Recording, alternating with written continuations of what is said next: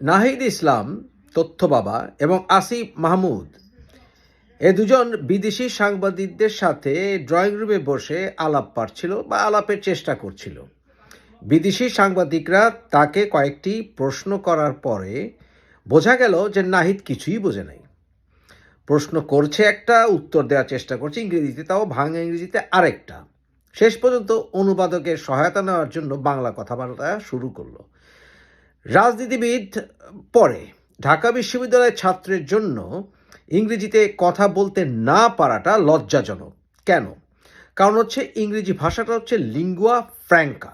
আপনি আমাকে যে কথাই বলেন না কেন, বাস্তবতা হচ্ছে ইংরেজি ভাষাটি না জানাটা এটা একটি অশিক্ষিত বা নিম্ন শিক্ষিত বা কুশিক্ষিত মানুষের লক্ষণ।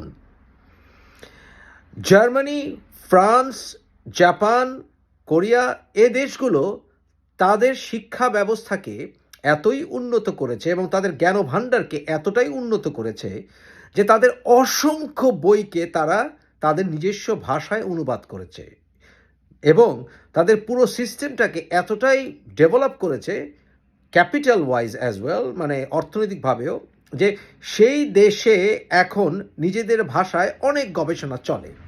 তারপরে ওই সকল দেশগুলোতেও অত্যন্ত উচ্চশিক্ষিতরা বা শ্রেষ্ঠ বিশ্ববিদ্যালয় থেকে যারা পাশ করে তারা কিন্তু ইংরেজি ভাষাটা জানে, কারণ এটা হচ্ছে লিঙ্গুয়া ফ্র্যাঙ্কা। লিঙ্গুয়া ফ্র্যাঙ্কাটা জানাটা তাই বাংলাদেশের জন্য জরুরি, যেহেতু পৃথিবীর 99% শ্রেষ্ঠ কিতাবগুলো, বইগুলো আসলে বাংলায় অনুবাদিত হয়নি। এমনকি অনলাইনেও পড়াশোনা করতে গেলে 99% বইগুলো আপনি বাংলায় অনুবাদিত খুঁজে পাবেন না। উইকিপিডিয়ার পেজগুলোও 90% বাংলায় অনুবাদ করা হয়নি।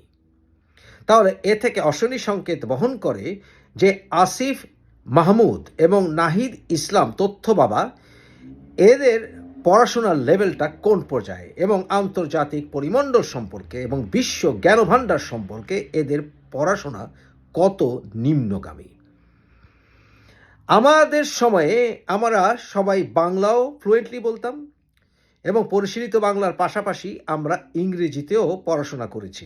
তাই আমাদের বন্ধুবান্ধবের লেভেলে দেখবেন যে তারা যেমন বলে ইংরেজি ঠিক তেমনি বলে বাংলা। তাই ব্যাপারটি আমার জন্য অত্যন্ত সারপ্রাইজিং যে দেশের শ্রেষ্ঠ বিদ্যাপীঠে শিক্ষামান এই লেভেলে নেমে গেছে। বিশ্ব র্যাঙ্কিংয়েও ঢাকা বিশ্ববিদ্যালয় গত 30 বছরে একেবারে তলানিতে এসে ঠেকেছে। ব্যাপারগুলো লজ্জাজনক। বিশেষ করে আসিফ মাহমুদের গলায় দড়ি দিয়ে মরা উচিত, কারণ সে নাকি লিঙ্গুইস্টিক্স ডিপার্টমেন্টের অর্থাৎ ভাষা বিষয়ে সে পড়াশোনা করছিল। লিঙ্গুইস্টিক ডিপার্টমেন্টে পড়াশোনা করে যে কিনা জরুরি প্রয়োজনে ইংরেজিতে পেটে বোমা মারলেও 2 লাইন কথা বলতে পারে না, আশা করছিলাম সে বোধহয় কয়েকটি ভাষায় ফ্লুয়েন্টলি কথা বলবে। তার তো গলায় দড়ি দিয়ে মরাই উচিত। আমি কি কথাটি ভুল বললাম?